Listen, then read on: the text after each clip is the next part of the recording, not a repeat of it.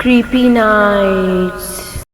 अस्सलामुअलैकुम, कैसे हैं आप सब। उम्मीद है आप सब खैरियत से होंगे। चले कहानी शुरू करते हैं। आज की कहानी महरीन के मामू की है, जो हम महरीन की ही ज़ुबानी सुनते हैं। वो कहती हैं कि हम नॉर्थ नाज़िमाबाद ब्लॉक आई में रहते हैं। वहाँ पर एक पार्क है जिसे ताजमहल पार्क कहते हैं।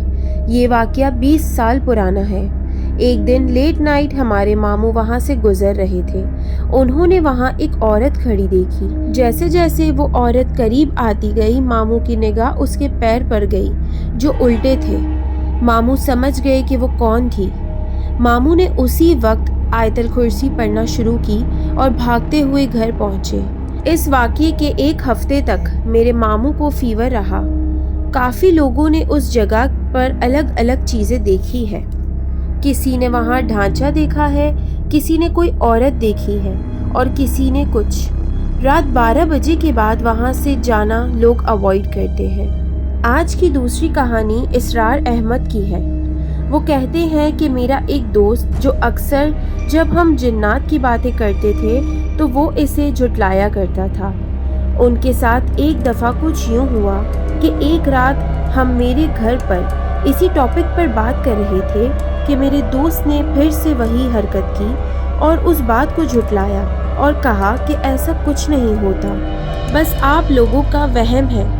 ये कहकर थोड़ी देर बाद वो मेरे घर से निकला और बाइक स्टार्ट की कि अचानक किसी ने उसे पीछे से आवाज़ दी कि कहाँ जा रहे हो।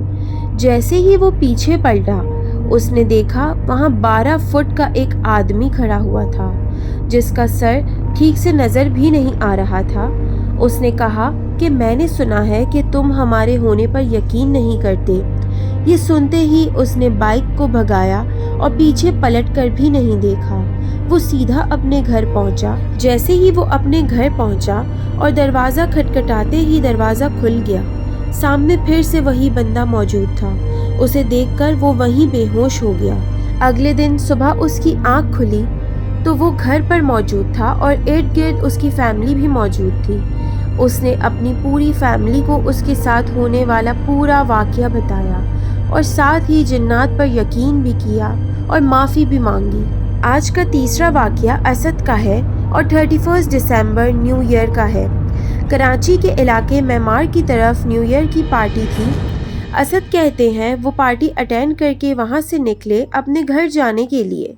हाईवे पर जाने के लिए वो कहते हैं कि गाड़ी ड्राइव करते करते अचानक सामने एक लड़की नज़र आई जो इंतहाई खूबसूरत, बहुत ज़्यादा हसीन। मैं उसे देखता ही जा रहा था कि अचानक से मुझे ख्याल आया कि इस टाइम पर इतने सन्नाटे में कौन लड़की होगी। ये सोचते ही मुझे डर लगने लगा और मैंने अपनी नज़र उस पर से हटा दी और गाड़ी तेज़ भगाने लगा। वो लड़की पीछे निकल गई और मैं हाईवे पर निकल गया। जैसे ही मैं हाईवे पर पहुंचा, मेरी नज़र बराबर में गई तो वो लड़की मेरे बराबर में बैठी हुई थी। उसे देखकर मेरी सांसें रुकने लगी। मेरे मुंह से अचानक निकला, तुम कैसे? उसने कहा, तुमने गाड़ी नहीं रोकी तो क्या हुआ? मैं नहीं बैठ सकती थी। मैंने फ़ौरन से गाड़ी के अंदर की लाइट्स खोली। जैसे ही खोली, वो लड़की गायब हो गई। इस वाक़ये के बाद मैं एक हफ्ते तक बीमार रहा। मुझे उस दिन का कुछ याद नहीं। उम्मीद करती हूँ आप सबको ये कहानी पसंद आई होगी। अगर पसंद आई हो तो लाइक करके अपने फ्रेंड्स एंड फैमिली से शेयर ज़रूर कीजिएगा और कमेंट में भी रिव्यू ज़रूर दीजिएगा।